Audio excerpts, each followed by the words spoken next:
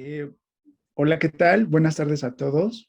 Les habla Emanuel Silva y a nombre del equipo Softec quiero darles la bienvenida a este webinar sobre desarrollos comunitarios.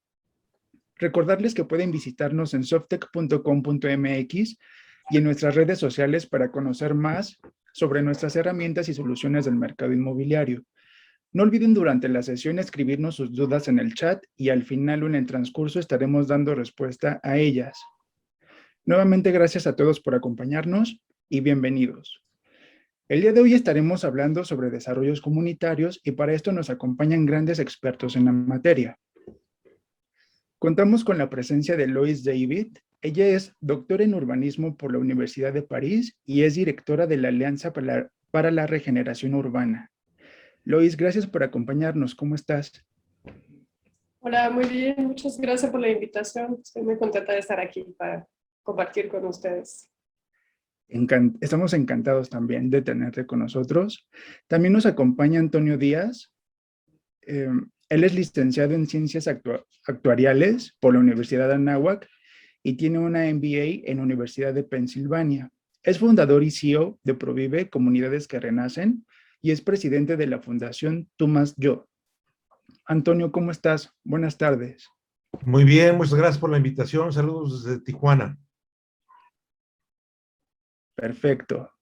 Muchas gracias, Antonio. Otro de nuestros invitados especiales, bueno, no sé si ya llegó Gabriel. De cualquier manera, si se incorpora, es Gabriel Leal, es gerente de Impulso Corporativo y miembro de Inmobiliaria 20. También participa Bettina Hayat, ella es socia fundadora de Toca Altia SC. Trabaja en el ámbito clínico con individuos, parejas y familias desde la perspectiva de género. Bienvenida, Bettina, buenas tardes. Ya vi que... Hola, sí, mucho gusto. Gracias por la invitación. Estamos muy contentos también de compartir nuestra experiencia en el trabajo comunitario. Muchas gracias, Bettina. También miembro de Toca Altia SC nos acompaña Maribel Zarco. Ella es licenciada en Psicología por la UNAM, ha realizado trabajo comunitario desde el 2005 en programas del gobierno a través de Cedesol y como integrante de Toca Altia SC. Gracias por acompañarnos, Maribel. Bienvenida. ¿Qué tal? Muy buenas tardes. Con mucha alegría estar compartiendo con ustedes. Muchas gracias. Gracias. Y el último de nuestros invitados es Manuel Turrent. Él es terapeuta narrativo con especialidad en terapia familiar por el Instituto de la Familia AC, con estudios en temas de violencia avalado por CORIAC y el Instituto Latinoamericano de Estudios de la Familia. También es socio fundador de Toca Altia SC. Manuel, bienvenido. Gracias por acompañarnos. Muchas gracias por la invitación y esperemos tener una plática muy constructiva. Saludos. Claro que sí, muchas gracias. Y bueno, como guía de esta charla nos acompaña nuestro socio director de Softec, Jean Toul. Bienvenido, Jean. Buenas tardes y te cedo los micrófonos. Mil gracias, Manuel.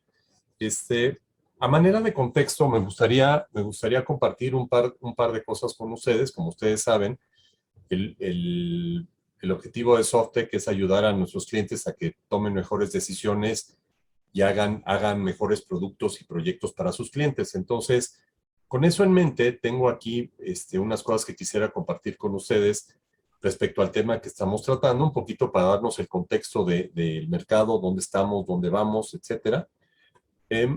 Primero, para empezar y fijar el contexto, yo tuve la oportunidad de ir a un evento en Londres, el Foro Mundial de Ciudades, organizado por el Urban Land Institute en 2005. Y el evento lo inauguró el príncipe de Gales y puso esta frase que a mí me gustó mucho y creo que es muy relevante para lo que estamos platicando. Y decía, el reto se resume así. ¿Cómo podemos ayudar a construir y reconstruir ciudades extraordinarias y duraderas? Ciudades merecedoras de nuestra humanidad. Tenemos en nuestro poder la posibilidad de determinar si las ciudades del mañana serán una desorganizada colección de tecnologías obsoletas o si serán lugares vitales, coherentes y humanos. Con ese contexto, me gustaría simplemente darle una pasada a cómo está el mercado muy rápido para después iniciar la conversación con nuestros invitados, porque realmente creo que este es un tema que se vuelve muy importante en el contexto de lo que estamos ahorita. Como hemos comentado recientemente, la verdad es que el parabrisas de nuestro coche es 50 veces más grande que el espejo retrovisor para que veas más para adelante de lo que ves para atrás. Y entonces ahorita tenemos la oportunidad de ver de dónde venimos, pero tenemos también la oportunidad de pensar a dónde queremos llegar. Vi una película de Marvel el sábado y me gustó mucho una frase que dicen que si no apuntas a ningún lado, tu flecha nunca llega. Entonces, ¿a dónde queremos apuntar? ¿Cómo está el mercado ahorita? Calculamos que en este 2021 se van a invertir 467,000 millones de pesos en desarrollo inmobiliario, de los cuales 177,000 serán viviendas, 11,000 serán viviendas vacacionales, 10,000 cuartos nuevos de hotel, 250,000 metros cuadrados de oficinas, 3 millones de metros cuadrados industriales y 1 millón de metros cuadrados adicionales de espacio comercial que se está terminando. Vemos que las ventas nacionales en los últimos 13 años cada vez se hacen más chiquitas, cada vez vendemos menos como industria de la fabricación de vivienda nueva terminada, y eso nos preocupa poderosamente porque lo que estamos viendo es que en todos los segmentos vemos que hay menos producto en proceso, hay menos inventarios y obviamente pues hay menos ventas, lo cual nos lleva a ver que las ventas hacia adelante, en 2017 se vendieron 315,000 viviendas nuevas terminadas, el año pasado 235,000, calculamos que este año se van a vender 188,000 y el año que entra 182,000. ¿Por qué? Pues porque no estamos arrancando proyectos. Pero eso es una oportunidad bien interesante y es muy relevante para el tema que estamos platicando ahora, porque particularmente la vivienda más barata, la vivienda, la verde y la amarilla, que es la de menos de 1 millón de pesos, es donde no estamos iniciando proyectos nuevos y es donde tenemos que realmente entender cómo crear la nueva generación de productos inmobiliarios. La colocación hipotecaria, nunca habíamos tenido una colocación hipotecaria tan sana y tan sólida.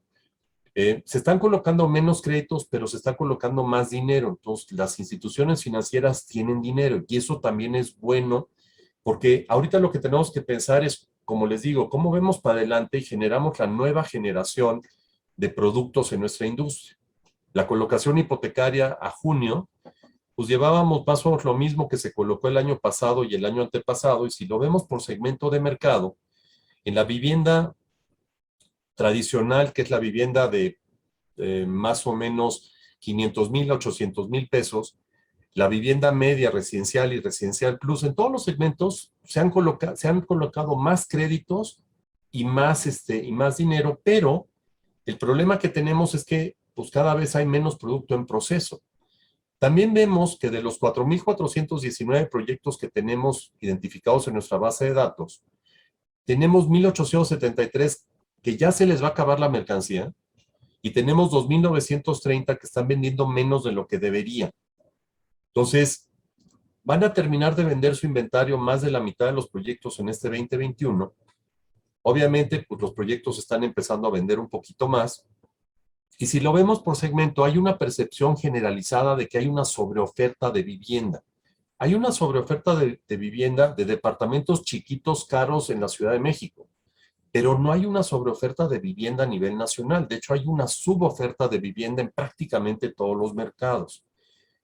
Hemos identificado en este contexto 3 tipos de empresas, lo que llamamos empresas melón, sandía y limón. Las empresas melón son las que venden de más, son las que están vendiendo más de lo que deberían, o más que el promedio, pues, no de lo que deberían. Entonces la pregunta es, ¿por qué venden más, no? O sea, ¿qué están haciendo mejor? ¿Es sostenible su ventaja? Y pues pueden seguirlo haciendo. Luego tenemos las sandías, que son las que venden de menos. Tenemos 2,930 proyectos que venden de menos. Y entonces ahí tenemos que evaluar su producto, su precio, su promoción, su punto de venta, su canal, sus costos, su competencia y su cliente. A manera de ejemplo, hay 11 tipologías de clientes en México y esto es muy relevante para lo que vamos a comentar en un momentito de creación de comunidad. Hicimos un análisis, por ejemplo, de cuántas familias había de cada tipo, este es en el caso de la Ciudad de México, y cuántas viviendas compraban al año. Y entonces fíjense cómo en la Ciudad de México lo que observamos es que hay una sobreoferta de departamentos chicos de lujo y hay una suboferta de departamentos grandes para familias. Y este mismo fenómeno lo estamos viendo en todo tipo de mercados donde realmente los desarrolladores pensaban que era un concepto como el de la película esa de Field of Dreams, de construyelo y ellos vendrán. Y lo que estamos viendo, pues es que no, tienes que hacer un producto que sí funcione para tu cliente. Y luego lo que llamamos las empresas limón es recordando aquella vieja historia de la persona que va al mercado y se encuentra una persona vendiendo limones y le dice, véndamelos todos. Y la persona le dice, pues no, no se los vendo porque entonces luego ¿qué vendo? ¿No? O sea, se me acaba la mercancía. Encontramos que casi la mitad de los proyectos van a terminar de vender este año.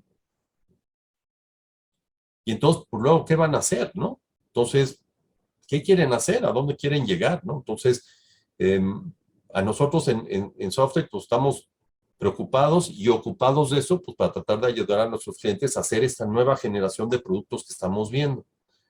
Ya no estamos oyendo que el mundo se va a acabar, que la economía es un desastre, que todo se lo está cargando la trampa, pero a mí me gusta recordar que después de la pandemia del 18, acuérdense que siguieron los fabulosos 20, cosas que hacía gente rara, gente extraña, como ponerle luz a su casa, ¿no? O sea, ¿quién se le ocurría ponerle luz a su casa en 1917?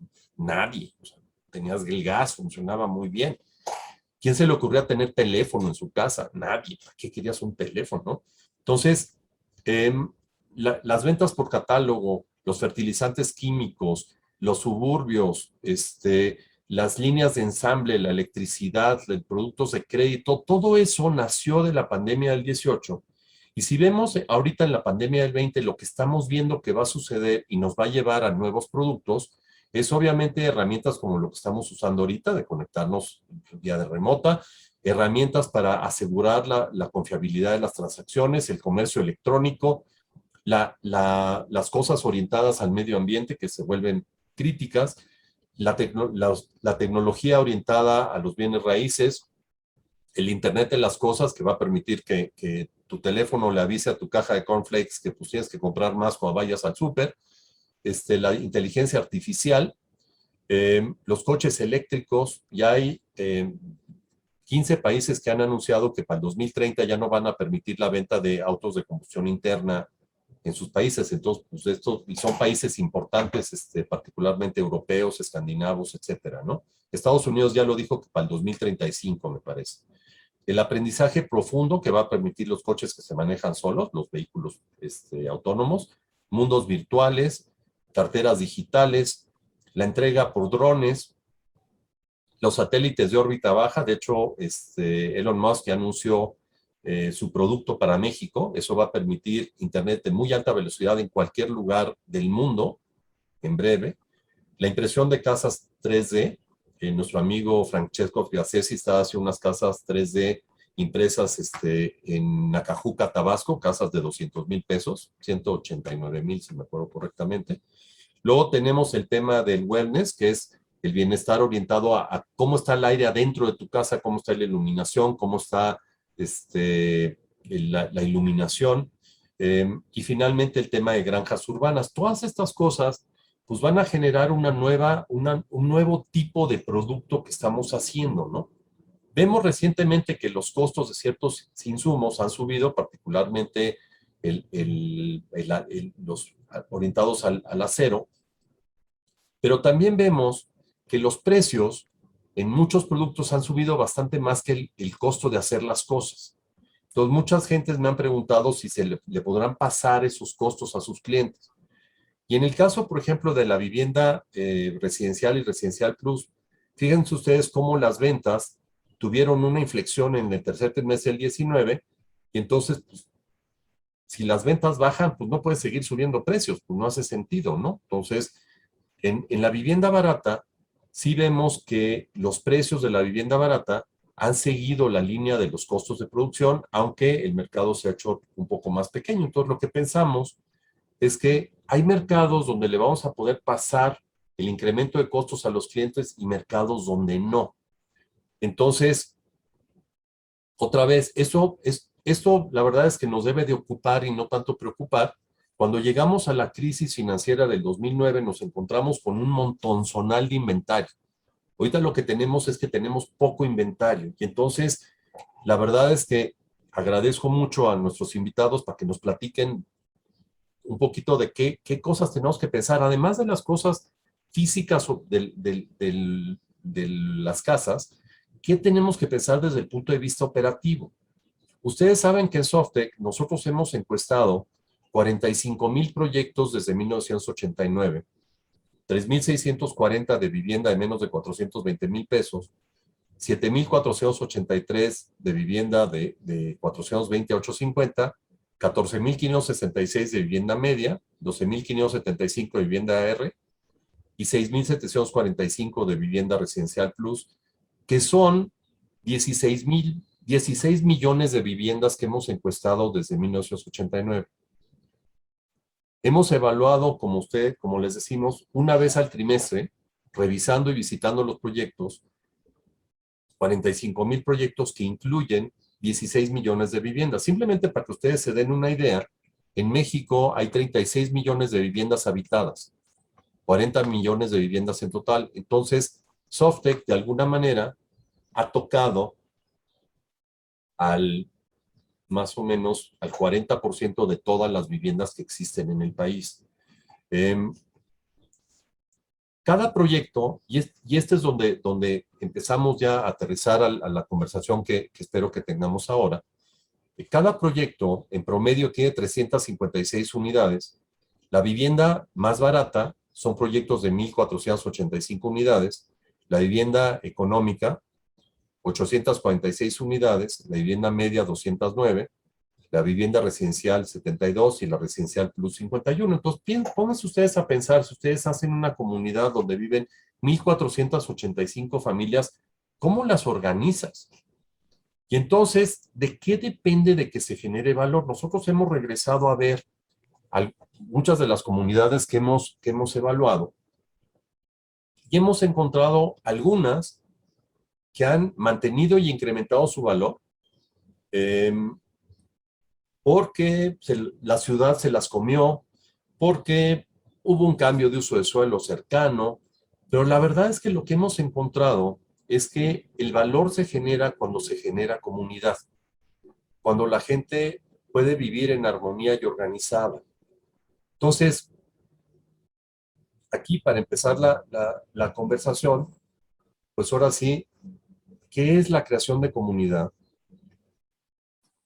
¿Cómo manejamos los dineros de la comunidad? A mí me tocó ver algunos proyectos, cuando empezaban a hacer proyectos grandes mis clientes a principios de los 90, que de repente le daban toda la administración de un conjunto de 10,000 casas a un grupo de condóminos, ¿no? Entonces, pues tenías 10,000 familias poniendo 200 pesos al mes, pues recibían 2 millones de pesos al mes, y pues de repente en algunas de las comunidades, pues después de 6 meses, pues el cuerpo directivo se desaparecía con 15 millones de pesos y pues adiós, muchas gracias, ¿no?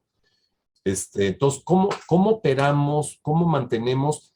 Y una cosa bien importante, aquí tenemos a Toño, que le ha tocado llegar a rescatar comunidades que estaban muy amoladas porque no se hicieron estas cosas. Luis, que ha estudiado cómo resolver estos temas, también Manuel. Invitamos a Gabriel Leal porque Gabriel, antes cuando estaba en Urbi y ahora que está en Vinte, ellos lo que tratan de hacer en Vinte es cómo hacer esto desde el principio, ¿no? Entonces, yo como les diría, aquí ya simplemente el resumen, me gustaría ahora sí soltar el micrófono. Creo, Manolo, que tú tenías algo que querías compartir también con el grupo para empezar la conversación. Sí, muchas gracias, Gil. Si nos podemos compartir pantalla, es una presentación Sí. muy rápida. Estamos Bettina Hayat, Maribel Zarco, y compartir la pantalla y les explicamos esto en unos cuantos minutos. Aquí está. Bueno, rápidamente, en Tocaltía nosotros hemos trabajado en esto hace más de 15 años. ¿Y qué es lo que hacemos en estos desarrollos comunitarios de proyectos inmobiliarios? Optimizamos la relación entre los constructores, el desarrollador, los vendedores, condóminos, en general, entre todos los actores. Hacemos mediación, prevenimos conflictos y dejamos organizada a la comunidad para el futuro, cuando ya el desarrollador ya no esté. ¿Y cómo lo hacemos? Tenemos 3 grandes ejes. Las prácticas narrativas, que es una metodología de Australia y de Nueva Zelanda, que tiene que ver mucho con el tema de crear comunidad. Más adelante explicaremos unos minutos eso. La herramienta del ISO 18091 y los objetivos de desarrollo sustentable para el 2030. Bettina o Maribel. En cuanto a los movimientos generados en la comunidad, hacemos un primer momento en el que conocemos o generamos el diagnóstico de impacto social. ¿Qué va a pasar con las personas, tanto que ya están en el lugar en donde se va a hacer el desarrollo, como las que van a venir? En este momento del trabajo, lo que hacemos es conocer todas las instancias que tienen que ver con el proyecto, no solo la desarrolladora y los nuevos vecinos, sino instancias de gobierno, organizaciones, grupos comunitarios, como todas las instancias que pudieran estar ahí involucradas. Escuchamos cuáles serían los intereses y hacemos así como un mapeo de esto. En el segundo momento, que es el trabajo de acercamiento, generamos espacios de escucha y de alianza entre los actores para hacer una negociación de los intereses de cada una y cada uno de ellos. Pues sí, pensando que este desarrollo sea amigable para quienes están involucrados en él. Y todo ese trabajo tiene una mirada como de desarrollo y fortalecimiento de capacidades, porque al final lo que generamos es sostenibilidad en el proyecto. Es decir, que el proyecto funciona, el proyecto es como opera adecuadamente para todos los actores, pero además entre ellos mismos van haciendo lo que haríamos nosotros, pues, ¿no? Nosotros nos salimos, se sale la desarrolladora, y los actores que están involucrados saben cómo continuar con el proyecto para que este no se caiga cuando dejamos de estar ahí. Gracias. Ok. Bueno, yo les voy a comentar un poco sobre nuestra base teórica, en qué nos sostenemos. Como vieron en la presentación de nuestro currículum, bueno, Tocaltía primero significa nuestro construir, y nosotros somos, la gran parte del grupo, somos terapeutas, sociólogos, antropólogos, y nos basamos mucho en esas prácticas narrativas que nacieron en Australia y Nueva Zelanda, que toman mucho en cuenta el trabajo con las personas desde una mirada apreciativa, no trayendo las respuestas, sino buscando en el grupo las respuestas. Entonces, eso lo hacemos en nuestra práctica privada, y desde hace más de 15 años, como dice Manuel, lo empezamos a desarrollar a nivel comunitario, porque también esto es algo que Michael White en Australia empezó a hacer, trabajar con las poblaciones indígenas, con grupos menos favorecidos, y trabajar desde un lugar lejos del poder, sino empoderando a todos y pudiendo trabajar desde un nivel horizontal. Entonces es muy interesante cómo, aunque son diferentes grupos, porque nosotros trabajamos entre los empresarios y las comunidades, o mismo el gobierno, que están en diferentes posturas, diferentes ideas, nosotros intentamos crear como una plataforma común entre todos y un puente para poderse comunicar desde los diferentes lenguajes. Todo eso está basado en las prácticas narrativas, y es muy interesante paso a paso, pero bueno, aquí no vamos a poder explicarles, pero eso es lo innovador que sentimos que funciona muy bien y que de repente se crean esas comunicaciones entre los diferentes grupos y pueden llegar a resultados muy positivos para el proyecto y para las comunidades y para todos los actores que están involucrados, ¿no? Pues básicamente como un pequeño resumen de la narrativa. No sé si quieras agregar algo, Manuel. No, creo que al revés, nos vamos a ir más rápido porque sé que el tiempo es corto. Entonces, en las herramientas del ISO 18091, les voy a comentar rápidamente. Esta área de Tocaltía la desarrollamos con Mónica Gili y la verdad es que la especialista es ella en esto, que es una nueva herramienta que no teníamos nosotros hace 15 años, esto es algo nuevo, y que está basado en 4 grandes ejes, que es el desarrollo institucional, el desarrollo económico, el desarrollo social y el desarrollo ambiental, con varios indicadores. Y entonces lo que hace esto es que al final, cuando dejamos ya el desarrollo inmobiliario, las personas tienen una herramienta para tanto los condóminos o los inquilinos como las mesas directivas para evaluar cómo siguen manteniendo los diferentes proyectos, los diferentes temas dentro de la comunidad, y tienen una herramienta muy fácil de seguir si están cumpliendo con sus objetivos que fueron propuestos por ellos mismos. Básicamente es eso, es muy amplio esto, pero por el tiempo me gustaría que siguiera Maribel con lo siguiente.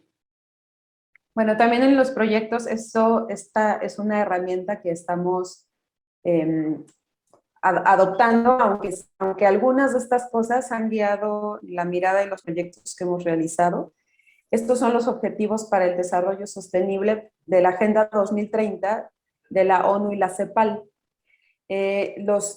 Nuestros proyectos o la forma en la que nosotros trabajamos atiende a estos. Hay otros, pero nosotros estamos enfocados en esta parte que es la social. Y entonces, bueno, tiene que ver con el fin de la pobreza, que está también ligado a la parte de la reducción de las desigualdades, en donde se facilita el acceso tanto a la salud como a la educación.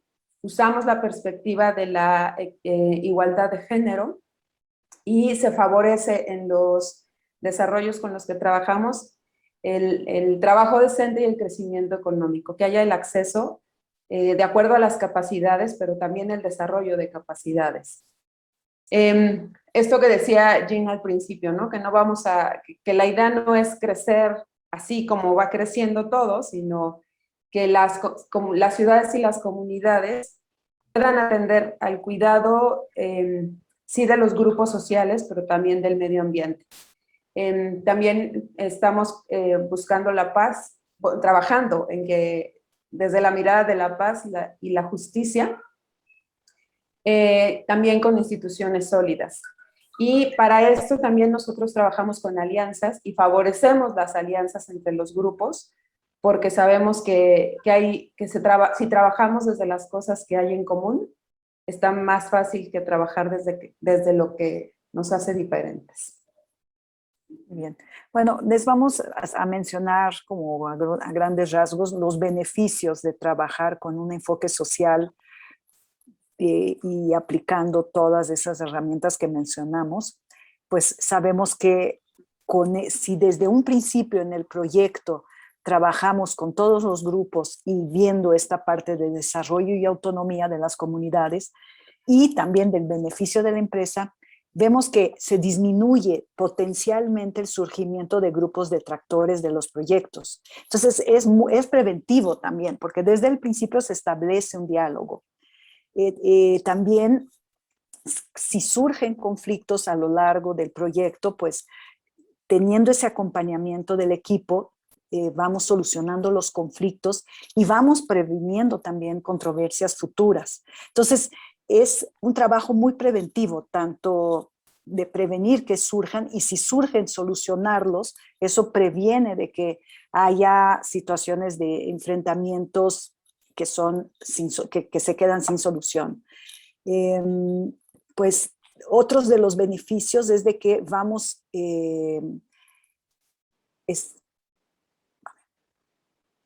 vamos estableciendo prácticas para que los procesos sean sostenibles y los proyectos puedan crecer de una forma adecuada. Y eso entonces hace con que la misma constructora o la misma desarrolladora empiece a tener mayor plusvalía, porque tiene un plus. El plus es no se generaron conflictos, o si se generaron se resolvieron, hay un crecimiento democrático de todas las partes involucradas, un ganar-ganar para todos, y entonces eso hace con que la empresa que tiene ese enfoque social y que trabaja desde la parte social, pues tiene una mayor plusvalía, ¿no? Entonces, nosotros creemos que la parte social, ahorita se habla mucho del medio ambiente y de tener conciencia de eso, pero en el medio ambiente está la parte social, que no podemos olvidar y que debemos de trabajar. Entonces, creemos que es lo que viene muy fuerte, es eso, entender que existen poblaciones, que existen seres humanos, que existen relaciones en todos los proyectos y que tenemos que tratar de llegar a un proyecto que crezca de forma muy igualitaria a todas las partes del mismo, ¿no? Bueno, a grandes rasgos es el trabajo que hace Tocaltía. Si hay alguna pregunta, con gusto podemos contestar en el momento que nos indiquen. Bueno, y esto al final genera ventas para los desarrolladores y mayor prestigio porque las comunidades son más armoniosas, existe menos violencia. El tema de violencia baja muy fuertemente. Los desarrollos que tienen un buen trabajo en el tema comunitario tienen menos índices de violencia y eso genera mayores ventas, básicamente. Y yo agregaría nada más rápidamente que cuando preguntaba Jean, ¿cómo vamos a organizar a tanta familia, ¿no? Cuando los espacios son amables para las personas, a quienes van a invitar son a las personas que conocen y con las que se van a llevar muy bien. Entonces, eso facilita muchísimo el acceso al desarrollo comunitario, pero también hace que las mismas personas están recomendando el desarrollo, lo que estaría generando ventas. Fíjate, gracias, Jean. Muchas gracias. No, hombre, al contrario. Toño, ¿tú qué haces?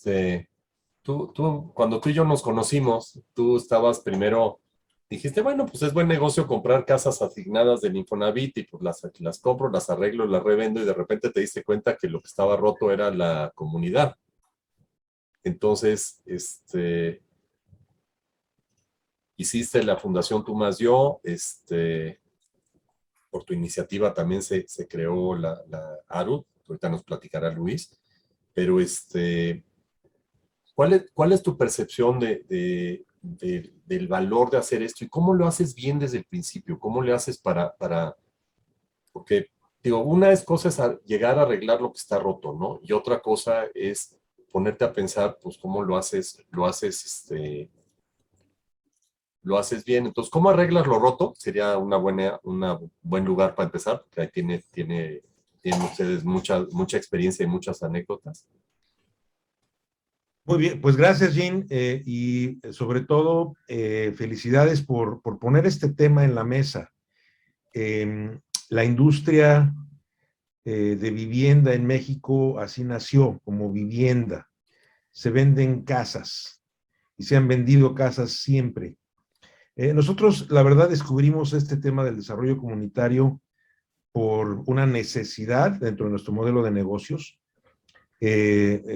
Comunidades que Renacen, se llama mi empresa, operamos con la marca Provive. Es una empresa que nace como una empresa de impacto social. Desde el día 1 nacimos como una empresa de impacto social y a los 2 años de estar recuperando vivienda abandonada, creamos la Fundación Tú Más Yo a partir del programa Tú Más Yo. Y el objetivo de la Fundación Tú Más Yo es desarrollar comunidades. Para no repetir nada de lo que ya dijeron muy bien el grupo anterior, voy a decir 2 o 3 cosas que creo que son relevantes. La primera, el problema del país, y no todos los países lo tienen, la mayoría de los países en Latinoamérica sí lo tenemos, es la falta de conciencia de la participación social. Es un grave problema, es un gravísimo problema. Creemos que el que causa las broncas es el presidente, el gobernador, el presidente municipal, el jefe de la policía, Y lo que hacemos en la Fundación Tú Más Yo es precisamente generar la conciencia de que nuestra comunidad, nuestro bienestar y nuestra calidad de vida depende de nosotros mismos, no de otros, de nosotros mismos. Eso es lo que hemos venido encontrando y eso es lo que me llena de satisfacción. Hemos apoyado más de 1,400 proyectos de la comunidad. Todos los proyectos que apoyamos son necesidades de la comunidad. Nosotros no llegamos a arreglar lo que nosotros creemos que hay que arreglar. Le damos herramientas a la comunidad para arreglar lo que ellos necesitan. Hay 1000 anécdotas, pero mi frase es, cuando la comunidad recupera la limpieza de una avenida, esa avenida no se vuelve a enmugrar.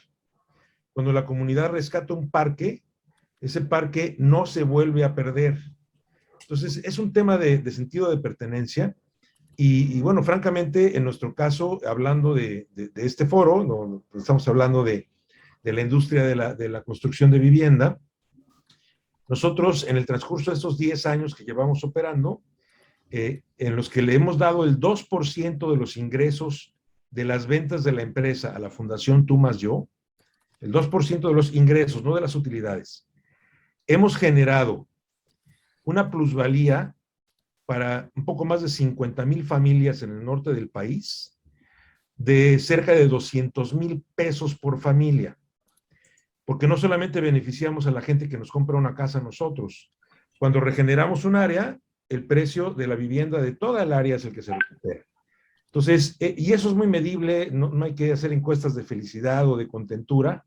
Hay simplemente que ver que las casas que empezamos a vender en Tijuana, en Cañadas del Florido, en 240,000 pesos hace 10 años, hoy valen 700,000. Entonces, hay un impacto social real, repartido, y para no enrollarme demasiado, lo que quiero decir es que la participación social, que es el problema, es la gran oportunidad de creación de valor económico. Yo estudié actuaría y soy financiero, entonces me importa el valor económico aparte de otras variables.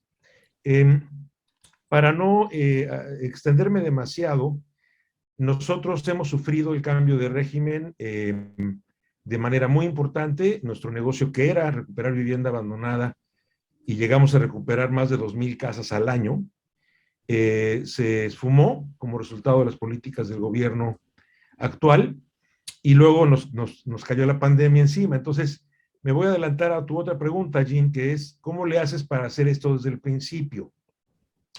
Y nosotros apenas empezamos a hacer eso hace un año, y apenas vamos a desarrollar la primera comunidad Provive de vivienda nueva, y va a ser una comunidad de 100 casas. Nosotros hemos tomado la decisión de que nuestra visión y nuestra misión nuevas, que eran recuperar vivienda abandonada y desarrollo de comunidades, ahora va a ser demostrarle al cliente, a la sociedad, a la comunidad, que su decisión debe estar basada en pertenecer a una comunidad, no en comprar una casa. Esto es un concepto que no lo he visto en otro lado, pero es un concepto que nosotros en Provive vamos a hacer. Y Jean, le saqué foto a todas las tendencias nuevas que estás identificando, y todas esas tendencias nuevas las tenemos que involucrar en el desarrollo de comunidades a partir del 2022. Todas completitas.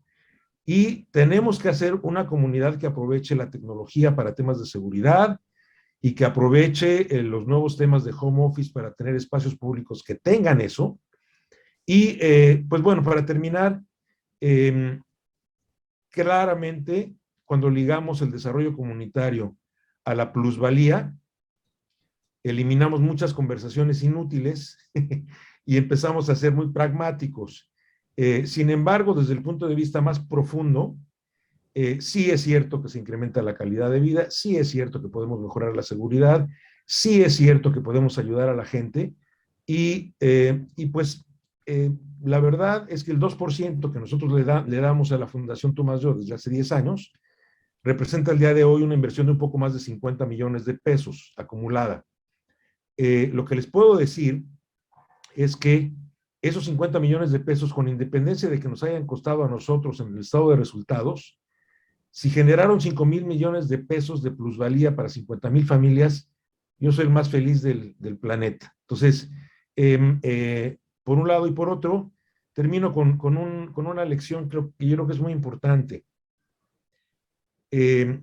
La nueva fórmula del mundo a lo que vamos a regresar, ya nuevos, con tenis nuevos y con visiones nuevas después de la pandemia, yo sí le estoy apostando a el capitalismo consciente.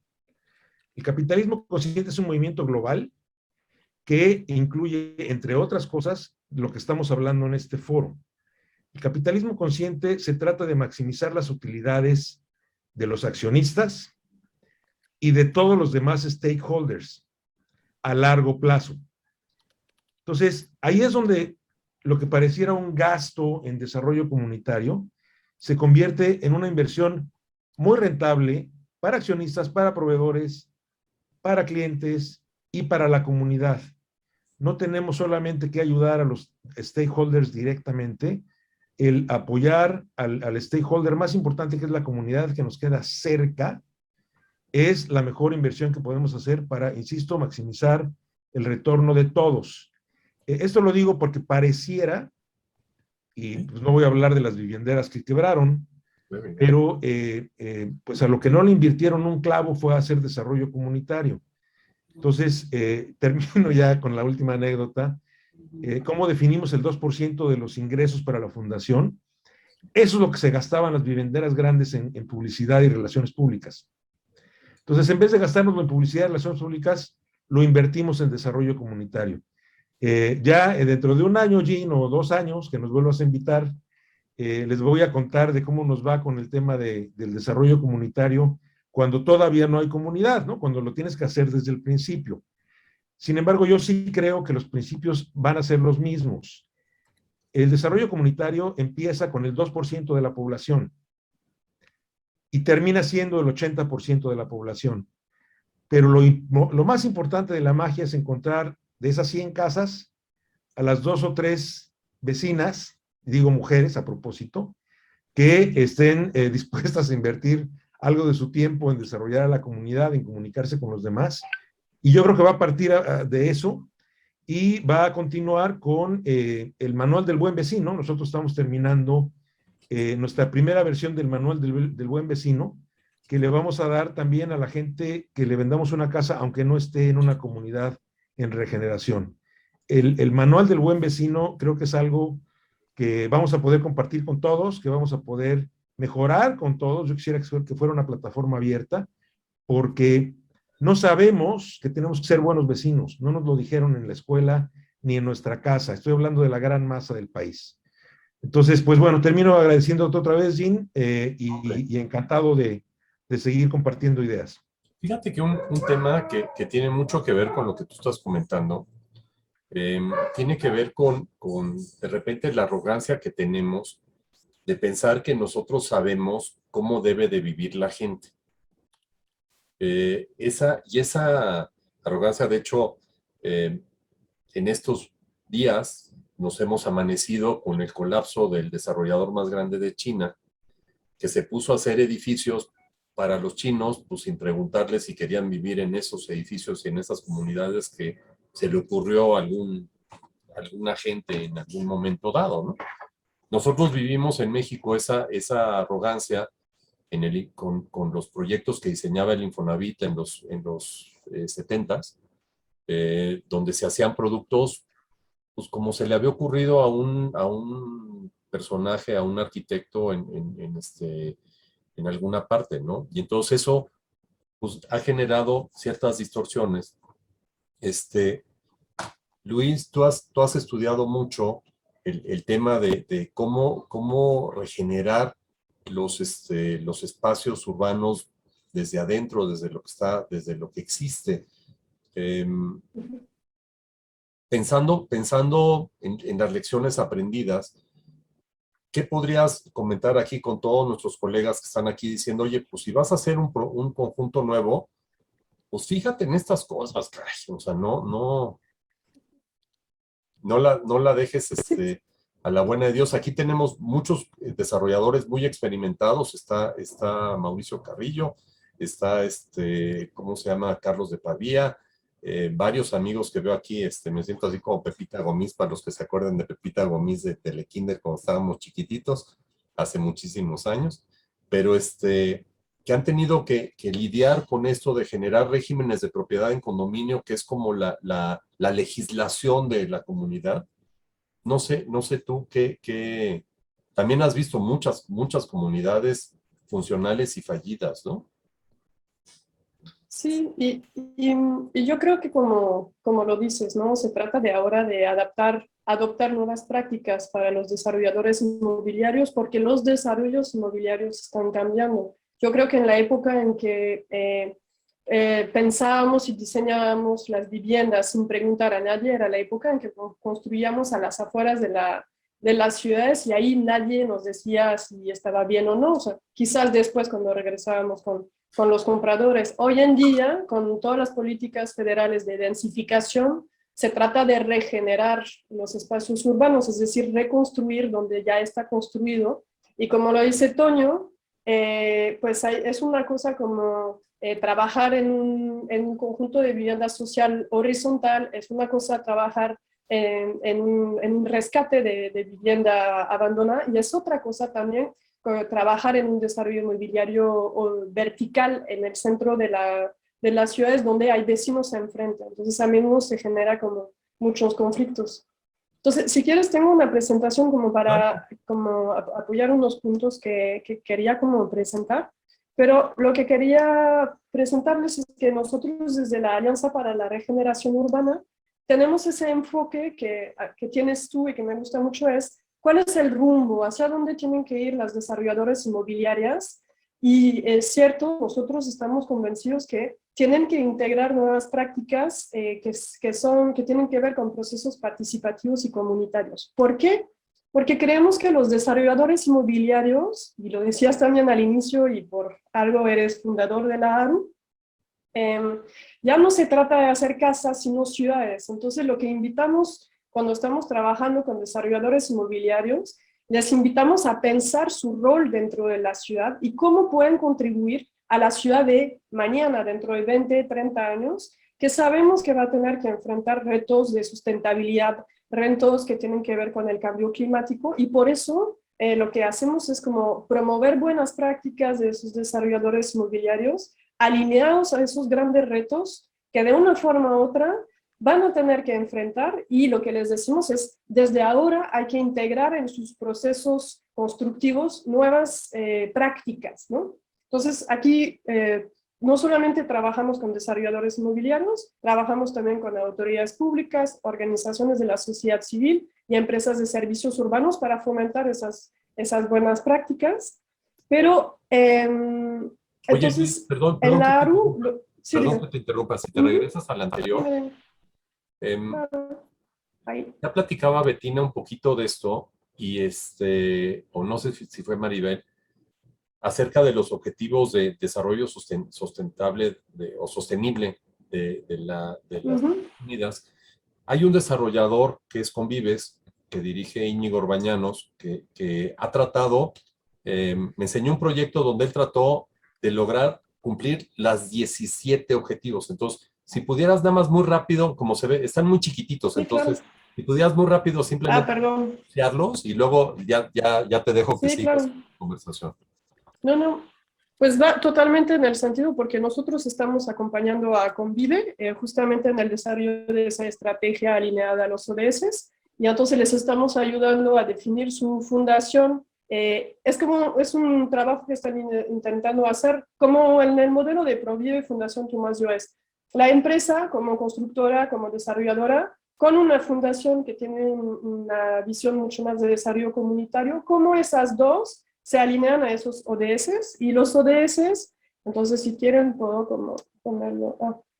Bueno, hay como uno que es fin de la pobreza, hay otros que, bueno, los que en el caso de Convive intenta atinarle a los 17, lo que les estamos ayudando es a definir la estrategia de por dónde empezamos. Tienen un fuerte componente de la eficiencia energética, que es uno de los objetivos que están plasmados aquí. Otro componente muy importante es el objetivo 11 de comunidades y ciudades sostenibles, que integra mucho el tema del desarrollo comunitario, la participación de los habitantes. Hay otros elementos que tienen que ver con el agua, creo que es el objetivo 6, acceso a agua. Entonces, por ejemplo, Convive, el trabajo que estamos haciendo es en Zumpango, con un desarrollo piloto que tiene allá, y estamos viendo cómo podemos armar unos proyectos de captación de agua pluvial en alianza con otras OSCs especializadas, pero que integre también el cambio de hábitos por los mismos habitantes.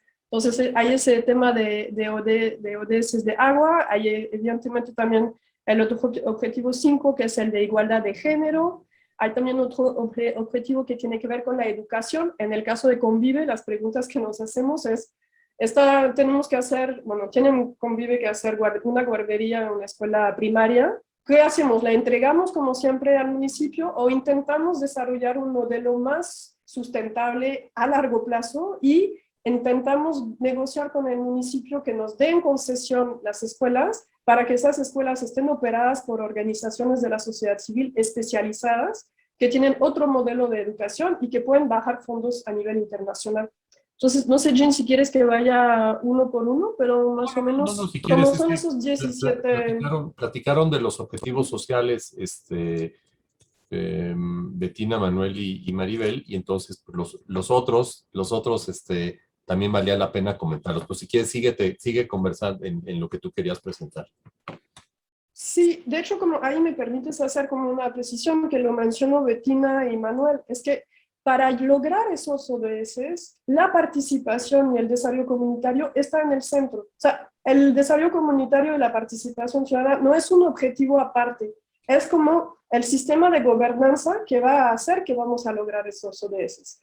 Entonces, cuando nosotros hablamos de desarrollo comunitario o de participación, es decir, al desarrollador, obviamente no lo vas a lograr solo, tú no vas a cargar la responsabilidad de cumplir con esos 17 objetivos de desarrollo sostenible. Haga alianzas con tus compradores, con tus vecinos, con otras organizaciones. Y eso es como la idea del desarrollo comunitario y de los procesos participativos, como lo presentaba muy bien Manuel y Bettina, cómo generar acuerdos colaborativos, ¿no? Entonces, más bien es como el motor, ¿no? O la manera de llegar a eso, a esos ODS, a un mundo más sustentable, es juntos. ¿Y cómo hacemos para hacer juntos, ¿no? Básicamente es un poco eso la idea. Entonces, nosotros acompañamos a ese tipo de actores en ese camino, esa reflexión, porque el reto es grande. Nosotros hablamos con el encargado de finanzas que siempre dice, ay, pero ¿cuánto me va a costar? Con el encargado de permisos que me dice, ay, no, pero el municipio solamente quiere un jardín vecinal y no con captación de agua pluvial. Entonces, todo el trabajo es como ir generando esas alianzas y esa nueva forma de hacer. Yo soy urbanista, pero vengo de la sociología y la sociología política, y tengo siempre en la mirada el tema de la gobernanza. ¿Cómo lo logramos? ¿Cómo logramos hacer ciudades más sustentables? ¿Con quién y cómo lo vamos a trabajar? Entonces, en ese sentido, la ARU, y nada más como quería mencionar eso, que acompañamos, como le decía a esos actores, los capacitamos también, porque como decía, tienen que integrar nuevas prácticas. ¿Cómo hago para hacer desarrollo comunitario? Pues, se tiene que desarrollar nuevas habilidades dentro de la empresa. Eso es un trabajo como de fomento de buenas prácticas. El segundo eje es también cabildeo, alianzas y fundraising, es decir, nosotros para poder apoyar esas empresas necesitamos formar alianzas tanto con gobierno como con fondos internacionales, como con otras organizaciones de la sociedad civil que pueden aportar soluciones sustentables. Entonces, en el caso de cabildeo, gracias a Toño, gracias a ti, Jim, y a todos los consejeros de la ARU, pues hicimos como un trabajo tanto con Infonavit, tanto con la SEDATU, y hoy somos como miembro titular del Consejo Consultivo de Desarrollo Urbano y Ordenamiento Territorial de la SEDATU. Entonces, en ese sentido, pues intentamos tejer alianzas y tener información de hacia dónde va la política pública y hacer recomendación de política pública, ¿no? El tercer eje es ahí bastante como parecido a lo que hacen Tocaltía. Hacemos diagnósticos y estrategias de regeneración urbana, es decir, ayudamos a un desarrollador inmobiliario o puede ser, ayudamos también, acompañamos al TEC de Monterrey en la reconstrucción de su campus de Tlalpan. Le ayudamos a entender su entorno y ver lo que puede hacer con sus vecinos, ¿no?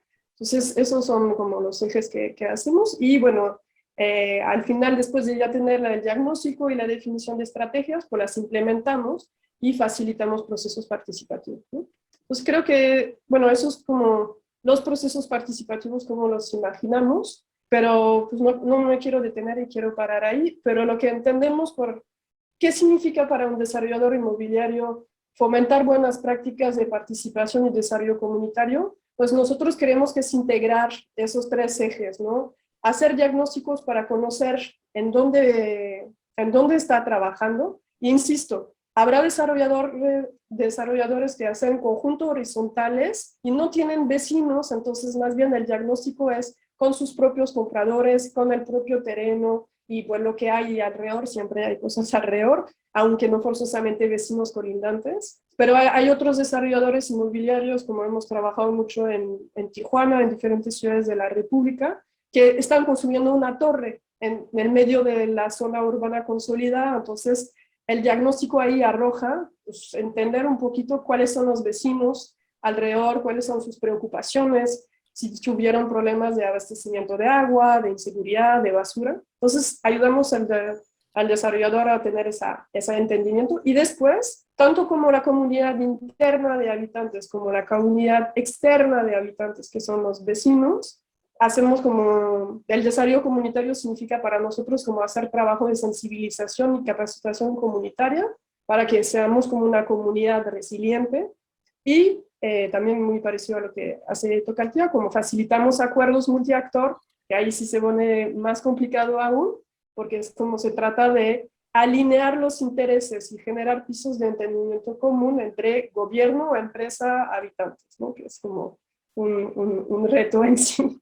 Pero me quedo aquí y solamente la única cosa que quiero resaltar es que creo que sí, los desarrolladores inmobiliarios tienen que modificar sus maneras de hacer por todos los cambios que ha habido en el mercado. También hay muchas empresas nuevas, chiquitas, dinámicas y flexibles que están dispuestas a integrar nuevas prácticas en sus procesos y pues que no tengan miedo, sí se puede, y aquí estamos también para ayudarles. Fíjense que Gracias. un tema dándole seguimiento un poco al comentario de Luis. De repente no se nos ocurre que cuando estamos haciendo un proyecto inmobiliario, estamos haciendo como un país y tenemos que crear mecanismos de gobierno. Me gustaría enseñarles una cosa muy sencilla de un ejercicio exitoso de esto y para que vean ustedes cómo genera valor. Hay un proyecto que está que se llama Pedregal del Sur, que hizo Moisés Becker. En este proyecto, estas son fotos que ahorita me metí a internet y le dije Pedregal del Sur y esto me salió. Son departamentos que salieron a la venta en 1991, se terminaron de vender en 1993. El precio de mercado de este producto, para los que se recuerden de esas épocas, era, aunque lo financió Banamex, era ligeramente arriba del tope de FOBI. Entonces, esto era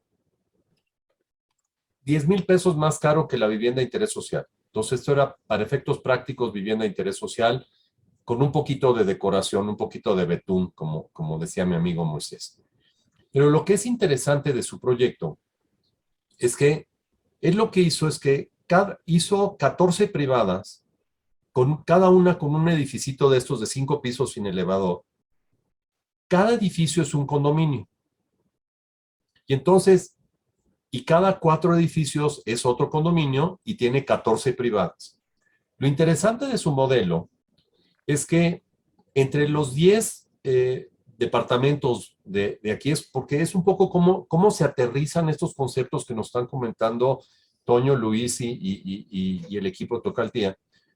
Cada uno de los 10 inquilinos de aquí escogen a un presidente del edificio. Y entonces la cuota mensual, Y esto lo descubrí después porque mi hermana compró uno de estos departamentos y ahí vivió casi 10 años. Entonces, cada quien le paga cada mes al presidente del edificio.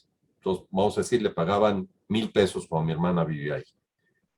De ese dinero, bueno, entre los 4 presidentes de aquí, escogen a un presidente de la privada.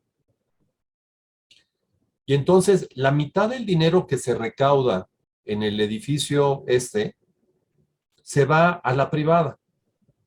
Entonces, piensen ustedes, son 10 departamentos por edificio, son 10,000 pesos, 5,000 pesos se usan para el edificio y 5,000 pesos se usan para la privada. Y aquí pues se juntan 10,000 pesos entre los 4 de la privada, pero la mitad del dinero se va para la privada y la mitad se va para el condominio maestro. Y entonces, entre los 14 presidentes de las privadas, escogen al presidente del condominio.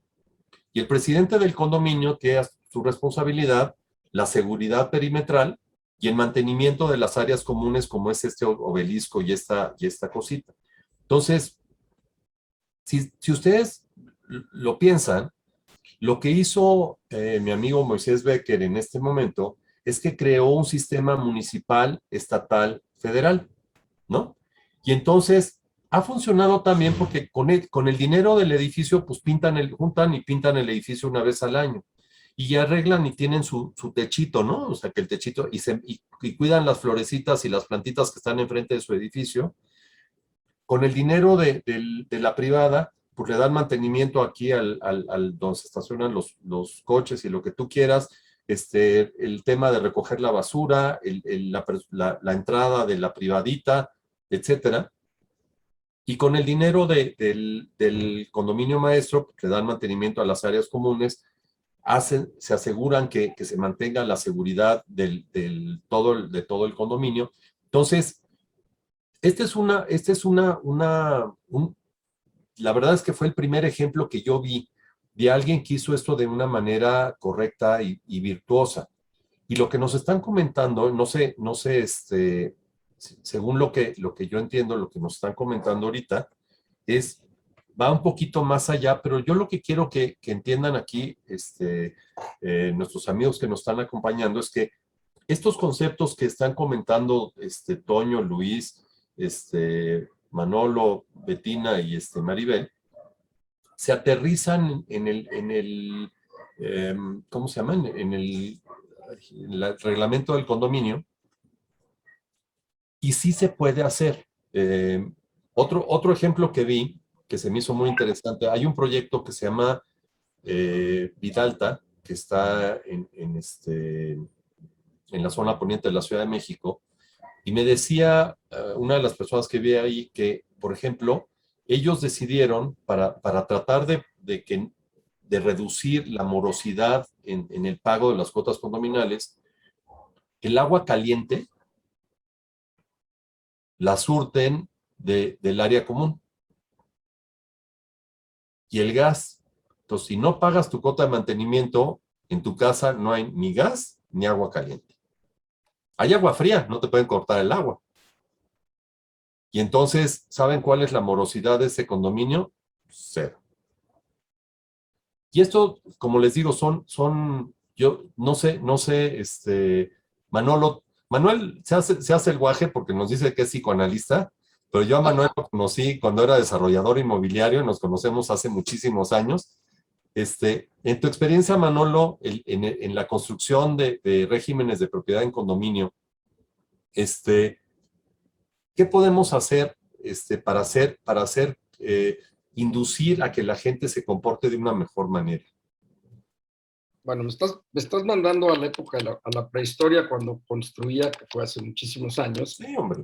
Pero lo que sí sé, mi papá también hizo un desarrollo muy parecido al tuyo, que es Pedregal 2. Claro, que está ahí cerquitita de este. De hecho, este no es mío, lo hizo Moisés Becker. Bueno, del tuyo, del que acabas de comentar. Y ha sido un éxito también porque si tú pasas por ahí después de no sé cuántos años, los jardines y los edificios se mantienen con un muy buen mantenimiento. Y sí, creo que todo el éxito fue que desde esa época sí había un trabajo comunitario para dejar organizado el desarrollo desde el principio, desde que empezó, había ya todo un planteamiento. Es el proyecto que hizo el papá de Manolo. Que hace muchísimos años. Esto debe ser de los... 80, probablemente ¿no? ¿Perdón? 80 medios, 80 bajos, ¿no? Haya de haber sido, sí, sí, sí. Y los jardines siguen impecables, los edificios pues, eventualmente... Esto nada más le puse una búsqueda, ¿eh? O sea, aquí no fue trampa. No. Así se ve ahorita. Y si ustedes tienen alguna amistad que viva por allá, la verdad es que sí es un fraccionamiento y un desarrollo muy bonito que se ha mantenido muy bien. Pero sí, desde esa época la preocupación de mi papá era esa. ¿Cómo hacemos? Y tenía que ver desde la construcción, ¿no? Los materiales de construcción para que no tuvieran que pintar la gente los edificios. Pues es el mismo tabique desde el principio, las fachadas, todas son las mismas. Y también el régimen en condominio y cómo organizaron todo para llevar y hacer las primeras asambleas en donde la gente se organizó para hacer el pago del mantenimiento y ha sido un éxito total. Y creo que tiene que ver, insisto, con el tema de comunidad. Cuando está bien organizada la comunidad, y esto fue desde los 80 que estaba bien organizado, y lo hemos visto en muchos de los desarrollos que hemos construido en el tiempo, cuando desde el principio haces esto, generalmente el éxito es muy importante. Ahora, lo que sucede es que si tú abandonas el desarrollo antes de que la comunidad esté consolidada, o sea, si tú ya terminaste como desarrollador y no consolidaste la comunidad, entonces es cuando empiezan los problemas. Pero si hacemos todo lo que dice Luis, todo lo que dijo Antonio, creo que los resultados están a la vista en cualquier desarrollo. No hay, la diferencia entre un desarrollo con trabajo comunitario a un desarrollo sin trabajo se ve, y como decía Antonio, la plusvalía es lo más importante, la forma de vender también, las mismas personas que habitan los departamentos o las casas son los primeros promotores de ventas, porque quieren que sus familiares, sus amigos se vayan a vivir a ese lugar donde estás vendiendo comunidad, más que, como decía Antonio, más que vendiendo casas. Entonces, ahora, en alguno de los desarrollos también lo que se hizo, contestando ya concretamente a tu pregunta, era para generar recursos, y en Pedregal 2 también se hizo con el club, ¿sí? Se hizo un club, y en otros de los desarrollos se hicieron locales comerciales que servían para que las cuotas de mantenimiento fueran más bajas. Se rentaban esos locales comerciales, o el club, parte de los ingresos los administraban la misma comunidad, y parte de los ingresos servían para las cuotas de mantenimiento. Entonces se pueden hacer varios esquemas para lograr que el mantenimiento, para que las cuotas de mantenimiento se paguen con algunos esquemas, o se organicen ellos y cuando se organizan ellos la cobranza es mucho más fácil también. La cartera vencida baja muy, muy fuertemente. Ya me alargué mucho. No importa. Oye, aprovechando, veo que aquí está Richard de Pirro. Richard, bueno, dos cosas. Una, estaba por aquí Feike y quería que te conociera porque le interesó mucho tu trabajo del urbanista descalzo, Sí. porque él ha analizado comunidades en las periferias de las ciudades, en las orillas. Pero la pregunta que yo te quería hacer, que sé que tú has estudiado mucho esto, es si el diseño del espacio, el diseño arquitectónico urbano, incide en esta creación de comunidad. ¿Es algo que genera comunidad o la verdad es que eso o depende de otras cosas que hagas? No, yo creo que en la línea. la dimensión de las cosas, ¿no? es fundamental, la medida de las cosas, la escala y la proporción. La distancia entre los vecinos, la manera en que se encuentran o se ven, ¿no? La manera en que el espacio compartido, porque realmente la comunidad existe pues en el espacio público, el espacio común de ellos, ¿no? Cada hogar, pues tienes la privacidad, la discreción de las familias, y lo que comparten es en el espacio de la aparición, el espacio del encuentro, ¿no? Es fundamental para crear ese conocimiento y reconocimiento de vecinos, que yo creo que debe ser tal vez de los factores más importantes para que se cubran, por ejemplo, las cotas, ¿no? Entre los vecinos es que se conozcan, ¿no?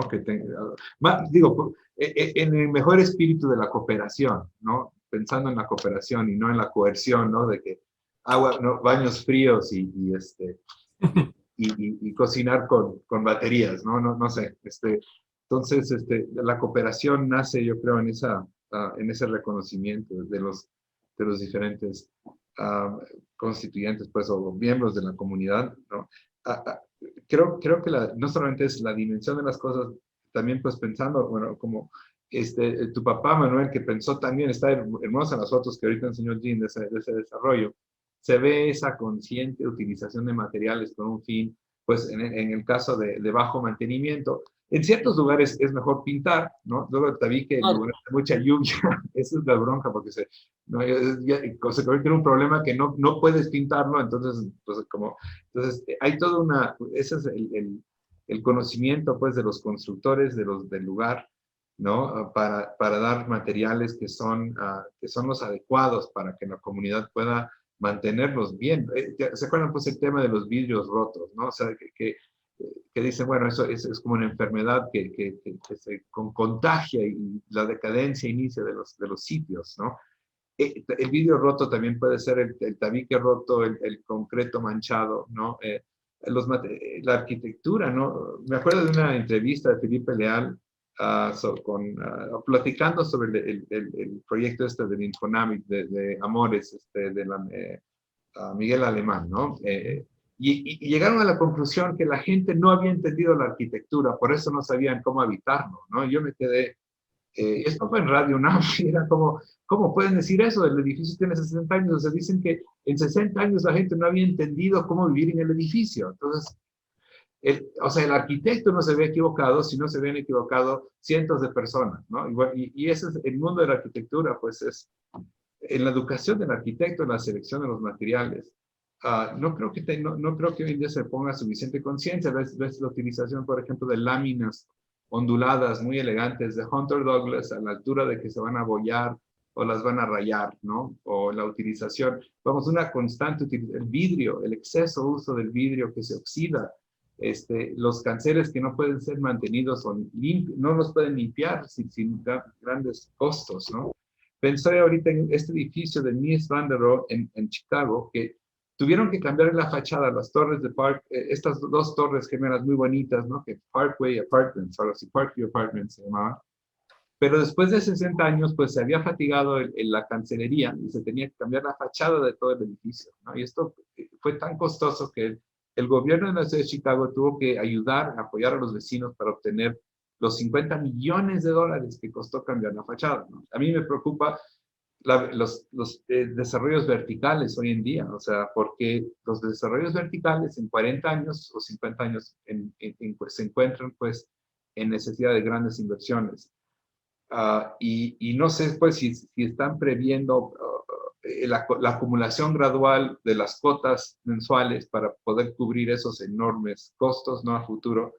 Pero esto otra vez más nos regresa a los materiales y a las tecnologías que se escogen, ¿no? Y las dificultades, ¿no? Cada vez esto de la verticalización y la intensificación de la construcción también va a traer nuevos retos para las comunidades. Yo no sé, a mí me da muchísimo miedo, pues, la concentración excesiva de grupos sociales iguales, ¿no? Desde hace años, con Omex, que trabajamos nosotros, y otros proyectos. Ahí, Antonio, mi primer proyecto de vivienda fue Los Lobos, ahí en Tijuana, hace 30 años, ¿no? Que fue al comienzo de la vivienda, y tuve oportunidad de verlo hace pocos años y ver cómo se había envejecido, ¿no? Las buenas cosas y las malas cosas, ¿no? Pero tienes tema de que las cosas se envejecen, los proyectos, necesitamos estar pensando mucho en los materiales y dimensiones, ¿no? Me preocupa mucho ahorita la concentración excesiva del mismo grupo socioeconómico en el mismo lugar,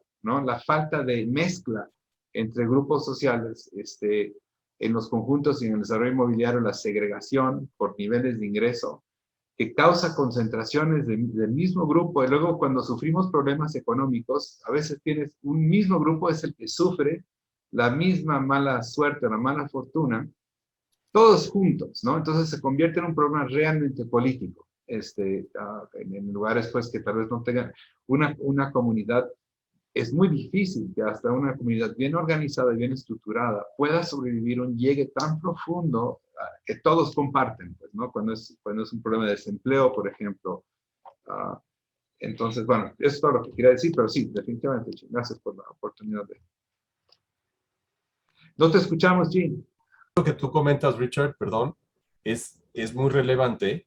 En 1995, cuando fue la gran crisis bancaria de México, hubo una cartera vencida en León que superaba en vivienda media, que básicamente los bancos le estaban pidiendo al gobierno de Guanajuato que lanzara de su casa al 40% de la población de León. Not going to happen. O sea, no. Y obviamente se convirtió en un problema político. De hecho, le tocó, era Vicente Fox era gobernador de Guanajuato en ese momento. Decían, ¿cómo es posible que no apoya a los bancos, tal? Y dijo, no voy a lanzar a la calle al 40% de las familias. No va a pasar, no se puede. Sí. Entonces, no sé, Luis, en estos temas, ¿cómo, Sí. qué le dirías, qué le recomendarías a nuestros colegas que están aquí respecto de cómo aterrizar estos conceptos? O sea, tú lo has visto aterrizado con Vives. Estas ideas las tienes que aterrizar como en un código de actuación, en un código de diseño. Ujú. Un poquito el mensaje, pues sí se puede, ¿no? Échenle, anímense. Sí, y también de lo que estaba diciendo Richard me hizo pensar que el tema del diseño evidentemente es importante, pero también creo que se está volviendo un tema central en el diseño de cada proyecto inmobiliario, es el tema del espacio público.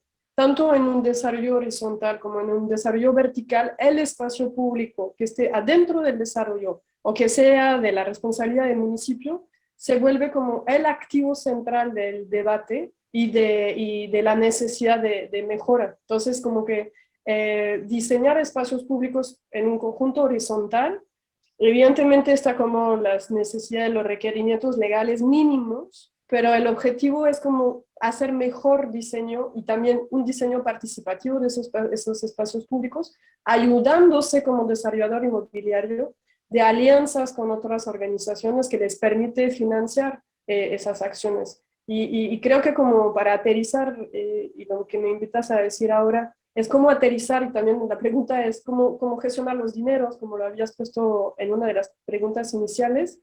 Pues yo creo que como hay que considerar como que el desarrollador inmobiliario tiene que dedicar un capital semilla. O sea, no más un capital semilla, como decía Antonio, 2%. No se trata de que financie como toda la estrategia de mitigación y adaptación al cambio climático de su barrio. Entonces, que el desarrollador inmobiliario, nosotros lo que les invitamos a hacer es, uno, que haga un diagnóstico de su entorno para ver el nivel de conflictividad social o de organización comunitaria y el nivel de deterioro o de activos urbanos que hay en el espacio. Si compro un terreno para hacer una torre y un poco más lejos hay un espacio público o hay como, no sé, cosas que pueden tener como sentido para la comunidad, es un activo del cual me tengo que aprovechar. Entonces, primer como elemento es hacer un diagnóstico, entender, y segundo decir, bueno, yo creo que puedo dedicar un capital semilla a ese desarrollo comunitario sostenible, ¿no? O un capital semilla para la sustentabilidad del desarrollo que voy a hacer.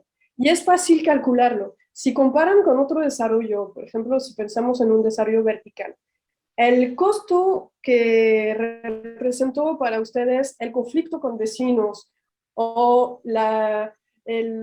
no sé, las cosas que se tuvieron que pagar a líderes comunitarios porque pues, estuvimos así arrinconados en un conflicto social y tuvimos que pagar una caseta de seguridad, por ejemplo. Calculemos un poco como qué nos ha costado no gestionar ese tema comunitario y de ahí podemos decir, bueno, pues le dedico la mitad o lo que quieran y eso es un capital semilla. Con ese capital semilla se pagan el diagnóstico y empiezan a lanzar unas actividades de diálogo con los vecinos, de mejora de un espacio público según el monto del capital, y generar alianzas para que ese capital sea semilla, es decir, que genere más capital, que genere inversión del gobierno, que genere inversión de los vecinos, y Antonio se lo dirá mejor que yo eso, de que se trata de juntar los dineros y que el desarrollador, como el desarrollador inmobiliario, pues sea el primero que lance la idea, porque al inicio todos son muy dubitativos, no creen en eso. Entonces, que el desarrollador inmobiliario pues sea como un líder de su comunidad, un vecino dentro de los vecinos, con una visión del futuro de ese barrio, ¿no? Y son procesos que pueden darse corto y con entregables muy claros y con beneficios para el desarrollador inmobiliario bastante claros, ¿no? Eso diría yo. A ver, tú, te voy a tomar como representante de los desarrolladores, Mau. Aquí Mauricio A Carrillo. ver. Qué gusto verte. Esto que estamos comentando, a ti como desarrollador, que tú has hecho todo tipo de productos, has hecho departamentos, has hecho oficinas, has hecho comercio, ¿te hace sentido? ¿Logramos aterrizar estas ideas en algo que sientas práctico? Me hace muchísimo sentido, Jim. Gracias, gracias por la flor, no es tan grande, pero sí, muchas gracias. Yo he escuchado con atención y me llamó muchísimo y me abrió los ojos lo que Luis ha expuesto. No solamente como desarrollador inmobiliario.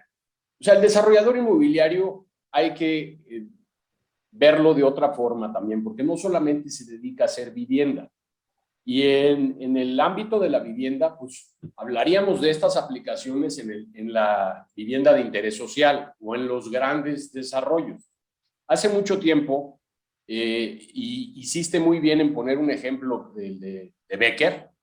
Becker, un gran arquitecto y también un gran amigo, y sobre todo de mi padre, hizo que nosotros hiciéramos modelos similares cuando creamos junto con Sare las privanzas. Todas las privanzas, Pedregal de Coyoacán privanza, Bellavista privanza, Lomas de San Ángel privanza, y eran ese concepto de condominio de condominios, o de condominio maestro de subcondominios en condominio. Muy interesante lo que acabas de hacer. Y me recuerdo muy bien que con esos macro desarrollos, en aquel momento, pues eran desarrollos de 600, 800 departamentos, etcétera. Los problemas vecinales había que irlos acotando y al mismo tiempo ir realizando una serie de actividades para con la alcaldía, en aquel momento la delegación, ver cómo podíamos mitigar las acciones necesarias para que los vecinos estuvieran contentos, para que se suplieran ciertas deficiencias de la comunidad vecina, etcétera. Pero me parece más importante estos aplicativos en otro tipo de desarrollo. Cuando hablas de planes maestros en comunidades o turísticas, por ejemplo, o de infraestructura. Y no solamente los desarrolladores nos enfrentamos a este tipo de problemática. El gobierno se ha dado de topes en no poder hacer obras tan importantes de infraestructura como la presa La Parota en Guerrero o como los campos fotovoltaicos de la CFE en el norte de la ciudad o las plantas de ciclo combinado que no han podido abrir por el simple hecho de no destaponar un río en Morelos. Este tipo de aplicaciones de mitigación de riesgos muchas veces no se toman en cuenta hasta el post-mortem. Y el análisis post-mortem ya es un poquito ver por qué murió el proyecto. Entonces me llamó muchísimo y te felicito, no tenía el gusto de conocerte, Luis David, por lo que has expuesto. Y también felicito a las gentes que han estado trabajando en el tema de la exposición de cómo distribuyen a través de ese 2%, a través del tú y yo, o la empresa desarrolladora o recuperadora de vivienda en el norte. Me parece muy loable. pero hay que aplicarlo mucho más también, no solamente a la vivienda. A mí me ha tocado desarrollar otro tipo de cuestiones, como es lo turístico o hospitales, por ejemplo, que de repente los impactos sociales no sabes de dónde vienen y no sabes de dónde tienes el enemigo. El enemigo de repente, siempre van a ser un enemigo, siempre. Hoy, hace rato platicaba yo con un amigo al que le estoy planeando un desarrollo muy importante en Naucalpan, todavía es un fraccionamiento, pero los propios vecinos se oponen a que su comunidad crezca, o a que su comunidad se plusvalice con mejores productos. Y siempre pensando en que les va a faltar el agua, que los coches van a llenarles las calles, etcétera, cuando se puedan hacer cosas que, pensando fuera de la caja, pueden beneficiarlos y darles plusvalías absolutas, como decía Antonio Díaz. Entonces, creo, respondiendo a tu pregunta, y no solo agradeciendo el darme la voz, pues yo creo que tiene muchísima aplicación y tiene muchísimo sentido, por las dos vías, por lo que ha expuesto Antonio y mucho más por la prevención de riesgos, vamos a llamarle así, y el análisis previo y no en el postmortem, por lo que ha expuesto Luis. Pues no sé si tenemos bueno, ya nos pasamos un momentito, pero si quieren le dediquemos 5 minutos, no sé si yo he estado aquí preguntándole a mis amigos, a las gentes que veo, a quien quiero enchinchar, pero si alguno de ustedes tuviera alguna pregunta para nuestros invitados, para alguna cosa que les quedara alguna duda, con mucho gusto para que lo comentemos.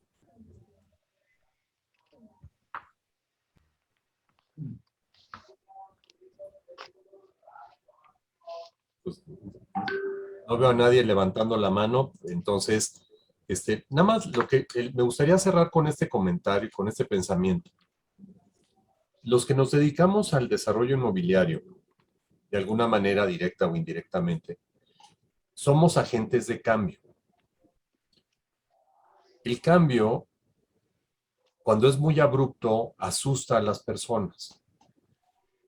Y creo que tenemos que ser muy conscientes de que somos esos agentes de cambio y tenemos que ser muy empáticos con las comunidades con las que trabajamos y ser muy proactivos en aprender, y tenemos que dejar atrás esa arrogancia, como la que comentaba Richard, de decir, oye, es que llevan 60 años viviendo aquí y no saben cómo usar mi producto, ¿no? O sea, creo que ese tipo de cosas las tenemos que dejar atrás, pero como les digo, entendamos que somos agentes de cambio y que tenemos la posibilidad de hacer cambios muy positivos en la calidad de vida de las personas si nos damos a la tarea de hacer el esfuerzo de pensar y de escuchar. Pues muchísimas gracias. No, nada más me queda darle las gracias, Luis, Maribel.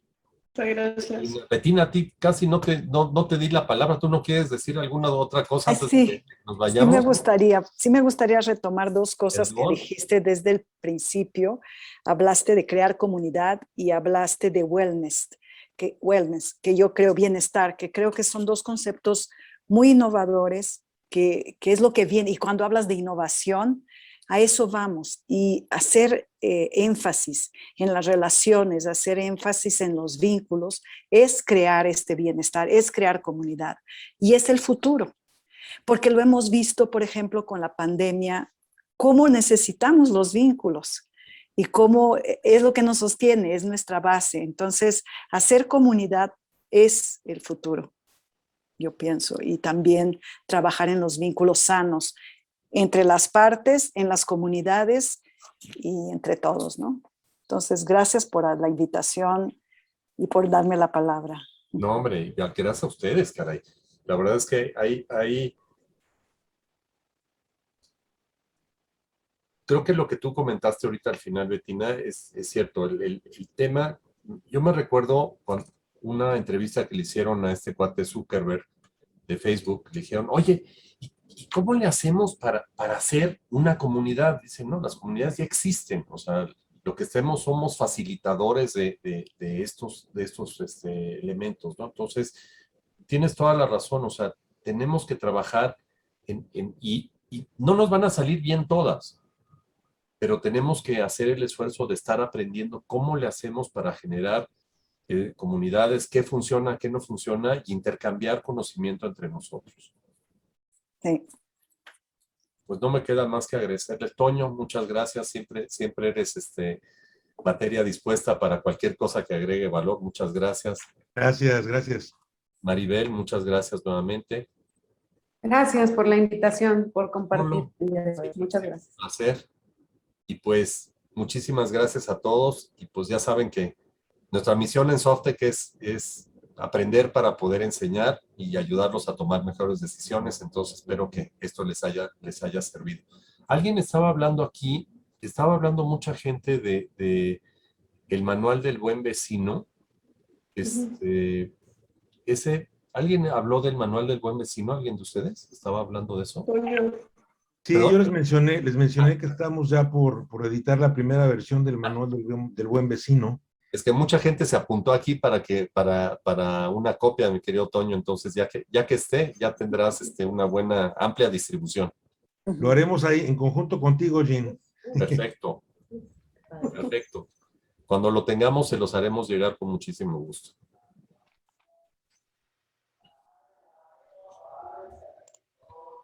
Pues muchísimas gracias, Luis. Ya te desvelamos allí en España. Gracias por sumarte tan tarde. Qué gusto de verte. Y pues muchas gracias a todas y a todos las personas que se sumaron a esto. Espero que les hayamos agregado, por lo menos generado una incepción para hacer mejores comunidades y que entendamos que la creación de comunidad genera valor no solamente para las personas, pero para también nosotros como empresarios, ¿no? Entonces, es un ganar-ganar. Pues Emma, Muchas gracias a todos. Gracias.